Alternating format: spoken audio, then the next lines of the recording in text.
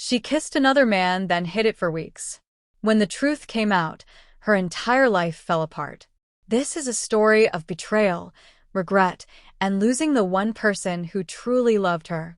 Watch till the end, because the way it ends will shock you. I'm Emma. I'm 25, and 2 months ago, I had what I thought was the perfect life. Now I'm sitting here in this empty apartment wondering how I ended up completely alone. Me and Garrett had been together for 4 years. For whole years. We moved states together so I could do my master's program, got this cute little place with our dog Biscuit. And everyone always said we were relationship goals. Like seriously, people would comment on our Facebook posts about how lucky we were and how they wanted what we had. I thought we had it all figured out, you know. He had a steady job. I was about to finish graduate school. We were talking about the wedding for next summer. Everything looked perfect from the outside. But honestly, living with someone for 4 years, you start to see all their flaws. Garrett became so predictable, so routine. He'd come home from work every day at the same time, want to watch the same shows, order from the same 3 restaurants. And when I tried to talk to him about my stress with school, or just needed someone to really listen to me, he'd give me these practical solutions like I was some kind of problem to be solved instead of his future wife, who needed emotional support. It was like living with a robot sometimes. The worst part was how he just expected me to handle everything on my own. Like I'm drowning in this insane graduate program, pulling all-nighters, stressed about my thesis, and he's just going about his normal life like nothing's changed. When I try to explain how overwhelmed I was, he'd be like, well, you chose this program, or just manage your time better. Thanks, babe. Super helpful. Meanwhile, I'm doing all the emotional labor in our relationship, planning our social calendar, remembering his family's birthdays, keeping track of everything while also trying to graduate. And don't even get me started on how he interacted with my classmates. The few times he met people from my program, he'd just sit there on his phone or make these awkward comments that showed he wasn't even trying to connect with the people who were becoming my closest friends. These people understood what I was going through because they were living it, too. They got the pressure, the stress, the late nights. When I talked to them about relationship stuff, they'd actually engage and give real advice, not just tell me to communicate better, like that was the magic solution. My classmates, especially the guys, would actually ask follow-up questions when I talked about things that mattered to me. They'd remember details from previous conversations. They made me feel heard in a way I hadn't felt at home in months. Devin especially was always so thoughtful about checking in on how I was handling everything. He had his own girlfriend back home, but he never made me feel like my problems were too much or too complicated to discuss. I started looking forward to those conversations more than I looked forward to coming home. That probably should have been a red flag, but at the time I just thought it meant I was finally finding my people. You know, people who got me and what I was trying to accomplish. Garrett always made me feel like my degree was just this expensive hobby I was pursuing instead of something that actually mattered for our future. So when the girls suggested we all go out to celebrate finishing our midterm presentations, I was so ready for it. I'd been working nonstop for weeks, and I deserved to blow off some steam. I invited Garrett, obviously, but of course he said he was tired and would rather stay home with Biscuit. Same old Garrett, choosing his comfort zone over supporting his fiancée during one of the most stressful times of her life. I was disappointed, but not surprised. Story of our relationship right there. The night started out innocent enough. We went to this bar downtown that had karaoke and cheap drinks.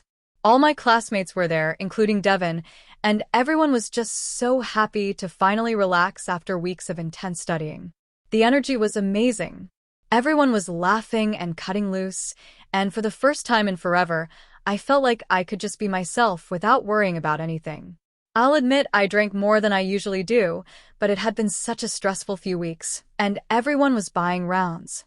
Devin kept making sure I had a drink in my hand, which was sweet of him. He was being so attentive, asking me about my presentation, and actually listening to my answers instead of just waiting for his turn to talk like most guys do. We ended up sitting next to each other most of the night, and I noticed he kept finding little reasons to touch my arm when he was talking or laughing at my jokes. The thing is, Devin had always been flirty in class, but in that harmless way, that doesn't mean anything. He has a girlfriend back in his hometown, so I never thought anything of it when he'd compliment my outfits or save me a seat. But that night felt different. Maybe it was the alcohol. Maybe it was because we were finally outside of the academic setting, but there was definitely some kind of energy between us that hadn't been there before. When our other classmates started leaving around midnight, Devin suggested we stay for one more drink. Just the two of us. I should have said no. I should have gone home to Garrett, but honestly, I was having more fun than I'd had in months. Devin was telling me how impressed he was with my work, how smart and driven I was. All these things Garrett never said anymore. He made me feel special, like someone worth paying attention to. That's when things started getting more intense. He moved closer to me in the booth, started playing with my hair while we talked. He told me he thought I was beautiful and that my fiancé was lucky to have someone like me. Then he said something that hit me right in the gut. He said it seemed like Garrett didn't appreciate what he had, and that if I was his girl, he'd never take me for granted like that. I know I should have shut it down right there, but God, it felt so good to hear someone say what I'd been thinking for months. Here was this guy who barely knew me, recognizing that I deserved better treatment than what I was getting at home. When he leaned in and kissed me, I was so caught up in feeling wanted and appreciated that I just went with it. The kiss was intense, way more passionate than anything I'd experienced with Garrett in years. We made out right there in the booth for what felt like forever, his hands in my hair, mine on his chest. It felt like being wanted again, like being desired instead of just taken for granted. For those few minutes, I wasn't the stressed-out graduate student or the girlfriend who had to beg for attention. I was just a woman being appreciated for who she was. When we finally broke apart, we were both breathing heavy and staring at each other. The bar was closing and we had to leave, but neither of us wanted the night to end. In the cab, he kissed me again, softer this time, but somehow even more intimate. I knew I should tell the driver my address, but my phone was dead, and I was still buzzed and caught up in a moment. Devin gave the driver his address, and before I knew it, we were standing outside his apartment. He kissed me one more time under the streetlight, and I swear that kiss was different from anything I'd ever experienced. It was like he was seeing parts of me that had been invisible for years. When I finally came to my senses and asked him to call me an Uber, he did it right away without trying to pressure me to come inside. The whole ride home, I kept touching my lips, replaying those kisses in my mind. I felt guilty, but also more alive than I had in months. It was like Devin had woken something up in me that had been sleeping for way too long. The next morning, I woke up next to Garrett, feeling like I was living a double life. He was getting ready for work like any other day, asking me about my night out in that distracted way he always did, not really listening to my answers. I told him it was fun, kept it vague, and he didn't push for details because he never really cared about my social life anyway. But inside, I was a mess. Part of me felt guilty about what happened with Devin, but another part of me kept replaying those moments and feeling this rush of excitement I hadn't felt in years. For the first time in forever, someone had made me feel desirable and interesting and worth pursuing. Devin had seen something in me that my own fiancé seemed to have forgotten existed. I tried to focus on my schoolwork, but I kept checking my phone, wondering if Devin would reach out. When he added me on Snapchat that afternoon, my heart started racing. I accepted the request before I could second-guess myself. His first snap was just a casual selfie with the caption, "Hope you're not too hungover today," with a winky face. I sent back a picture of my coffee with barely surviving, and just like that, we were in regular communication. At first, the snaps were innocent enough. He'd send me pictures of his lunch with funny captions. I'd send him pictures of my textbooks with complaints about how much reading I had to do. But gradually, they got more personal. He'd send shirtless gym selfies.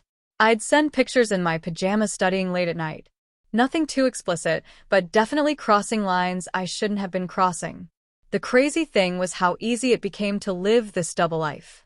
During the day, I'd go to classes, come home to Garrett, make dinner, watch TV like nothing had changed. But the whole time, I'd be thinking about Devin's messages, looking forward to our little exchanges throughout the day. He made me feel like I had this exciting secret life that was just mine. Garrett didn't notice anything different because, honestly, he never paid that much attention to my moods anyway. When I was on my phone more than usual, he probably just thought I was texting classmates about assignments. When I took longer getting ready for school, he didn't comment. When I started wearing makeup to morning classes for the first time all semester, he didn't notice. Devin would compliment my outfits in our group chats, remember little details about things I mentioned in passing, ask thoughtful questions about my research. Meanwhile, Garrett would come home and grunt hello before turning on his video games. The contrast was impossible to ignore. I kept telling myself I wasn't really doing anything wrong. We were just friends who happened to have some chemistry. People in relationships are allowed to have friends of the opposite sex. The fact that we'd kiss that one night was just a drunken mistake that didn't mean anything. As long as nothing else physical happened, I could justify keeping our friendship going. But deep down, I knew I was lying to myself. The way my pulse quickened when I saw his name on my phone, the way I'd find excuses to stay after class to talk to him, the way I started comparing everything Garrett did to how Devin might handle the same situation. None of that was innocent friendship behavior. The snaps started getting more flirty. He'd send pictures with captions like, "thinking about you," or "wish you were here." I'd respond with pictures of myself looking cute with captions like, "missing our conversations." We both knew we were playing with fire, but it felt too good to stop. After about a week of this, Devin suggested we meet up to talk about things. He said we needed to figure out what was happening between us and decide how to handle it. I knew I should have said no, but I was curious about what he wanted to say. Plus, if we talked it through, maybe we could figure out how to be friends without all this tension. We met at a coffee shop near campus, somewhere neutral and public, but the second I saw him, all those feelings from that night came rushing back. He looked at me like I was the most interesting person in the room, gave me his full attention in a way I hadn't experienced at home in years. He told me he couldn't stop thinking about our night together, that he'd never connected with someone the way he connected with me. He said his relationship back home felt stale and routine compared to the energy he felt when we were together. Sound familiar? Then he said the thing that really got to me. He said I deserved to be with someone who appreciated everything about me, someone who made me feel as special as I really was. I knew he was right, even though I couldn't admit it out loud. We decided we needed to stop the flirty messages and keep things professional at school, but we both knew that was easier said than done. For the next week, I tried to act normal and focus on my relationship with Garrett, but the guilt was eating me alive. Every time he'd do something sweet, like bring me coffee while I was studying or rub my shoulders after a long day, I'd feel horrible about what I'd done. But then he'd go right back to his usual routine of ignoring me for his phone or his video games, and I'd remember why I felt so disconnected from him in the first place. The worst part was how the secret was affecting our intimacy. When Garrett would try to be affectionate, all I could think about was how different it felt with Devin, how passionate and exciting those kisses were compared to the routine pecks I got at home. Garrett could tell something was off, but instead of really talking to me about it, he'd just make jokes about how stressed I was with school. 2 weeks after it happened, I finally couldn't take the guilt anymore. I was having a breakdown about my thesis, crying at the kitchen table with my laptop open, and Garrett came over to comfort me. He was being so sweet, stroking my hair, and telling me everything would be okay, and I just lost it. The words came tumbling out before I could stop them. I kissed someone. I said through my tears. At the bar 2 weeks ago, I kissed Devin for my program. The look on Garrett's face was something I'll never forget. Not angry exactly, but hurt and confused and disappointed all at once. He pulled his hand away from my hair and just stared at me for the longest time. "What do you mean you kissed someone?" he finally asked. I tried to minimize it, make it sound like less than it was. I told him we were both drunk, that it was just a stupid mistake, that it didn't mean anything. I said it was just one kiss at the bar, and that I'd felt guilty about it ever since. I was hoping if I presented it as this tiny moment of weakness, something we could work through together, maybe we could move past it. But Garrett wasn't satisfied with my explanation. He kept asking questions. How long did it last? Was there tongue involved? Did I kiss him back, or did he force himself on me? I tried to stick to my story about it being just one brief kiss, but I could tell he wasn't buying it. If it was just one innocent kiss, why did it take you 2 weeks to tell me? He asked. That question hit me hard because I didn't have a good answer. I couldn't exactly say I'd been enjoying the secret relationship that developed afterward. The next day, he brought it up again. Said he'd been thinking about it all night, and something didn't add up. He asked if there was more to the story. I wasn't telling him. That's when I decided to come clean about the Snapchat messages, but I presented them as innocent exchanges that only happened because I felt bad about the kiss and wanted to clear the air with Devin. I showed Garrett some of the messages, carefully selecting the most innocent ones. The pictures of coffee cups and textbooks, not the gym selfies or the late-night pajama shots. I made it sound like Devin had been pursuing me and I'd been trying to let him down easy. Garrett was quiet for a long time after reading through the messages. Then he said something that surprised me. I can try to work through this, but things need to change. He laid out his conditions. Full access to my phone and social media. No more going out without him. No more private conversations with Devin. And complete honesty about everything moving forward. At first I was relieved that he was willing to give us another chance, but then I started feeling defensive about his requirements. "You're treating me like a child," I told him. "I made one mistake, and now you want to monitor everything I do?" "You didn't make one mistake," he said. "You made a series of choices over 2 weeks to hide this from me and maintain contact with someone you were inappropriate with." I got upset because he was making it sound so calculated when really I'd just been confused and trying to figure things out. I accused him of being controlling, said he was using this as an excuse to micromanage my life. Looking back, I can see how defensive and unreasonable I was being, but at the time I felt like he was punishing me too harshly for what seemed like a minor slip-up. Eventually, I agreed to his terms, but I was resentful about it. I felt like he was being dramatic and making a bigger deal out of this than it needed to be. After all, I'd been the one to confess. Didn't that count for something? But here's the thing about agreeing to conditions when you're not really sorry. You end up breaking them without meaning to. Garrett would ask to see my phone, and I'd get annoyed, like he was invading my privacy.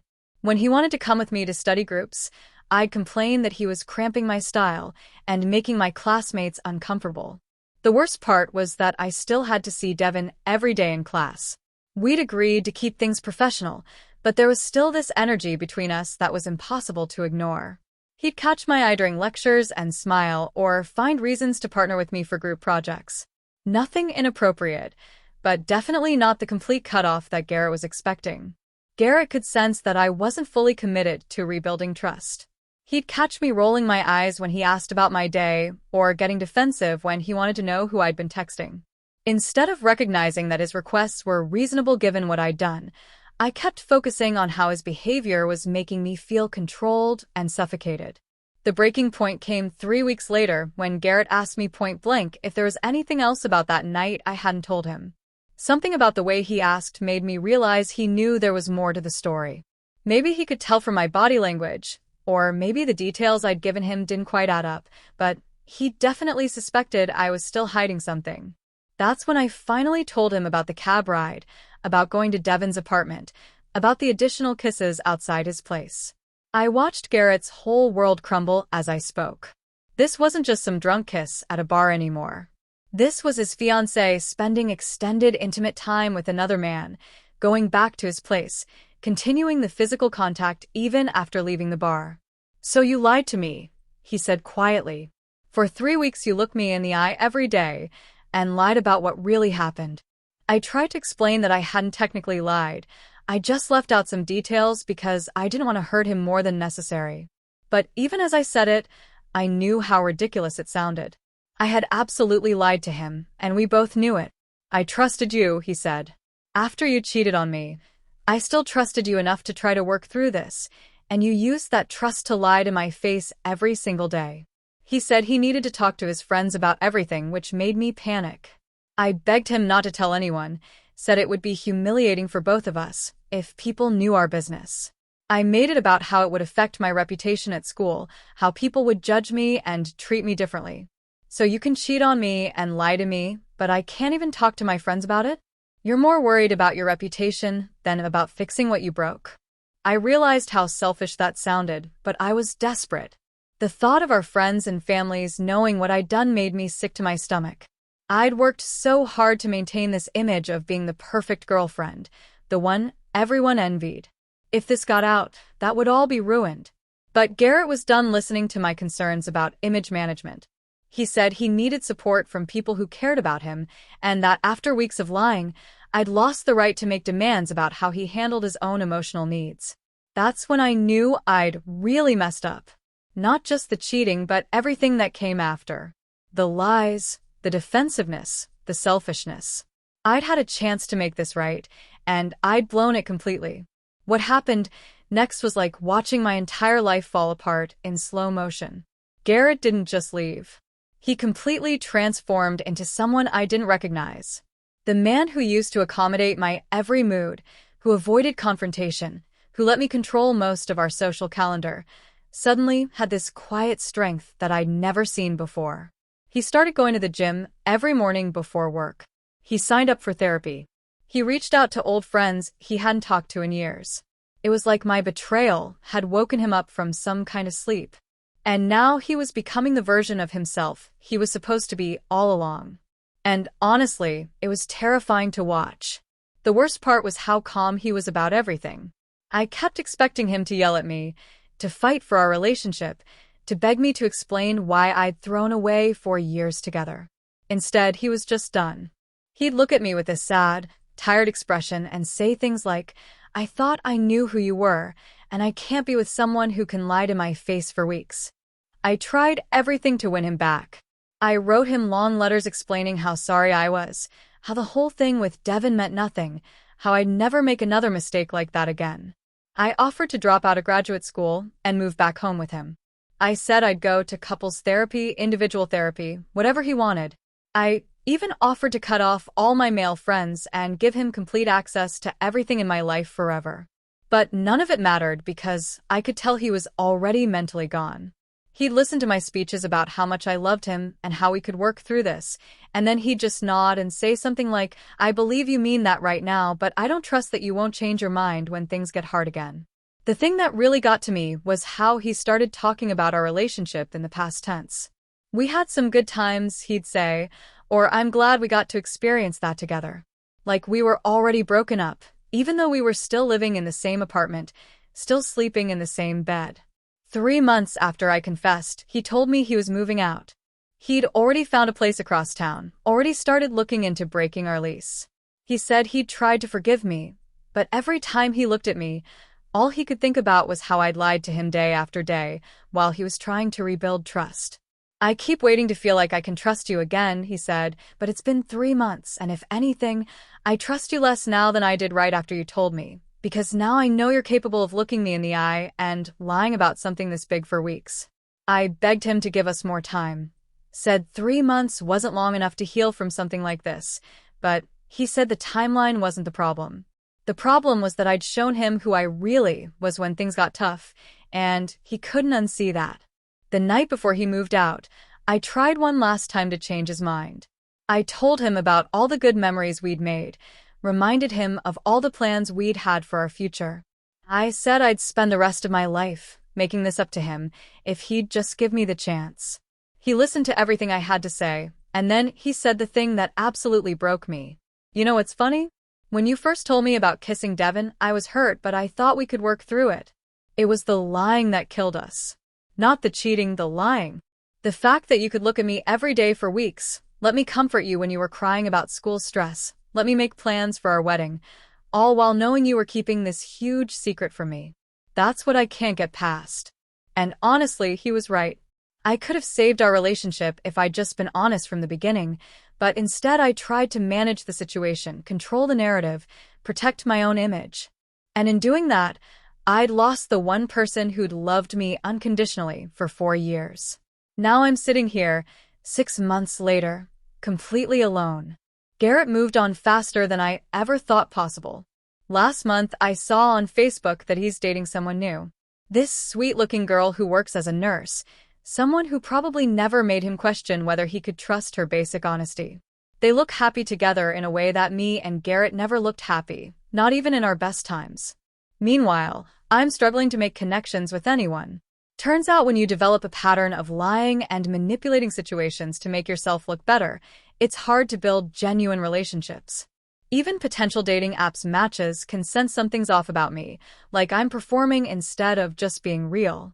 I keep telling myself that Garrett was too sensitive, that most guys would have gotten over one night of kissing after a few months.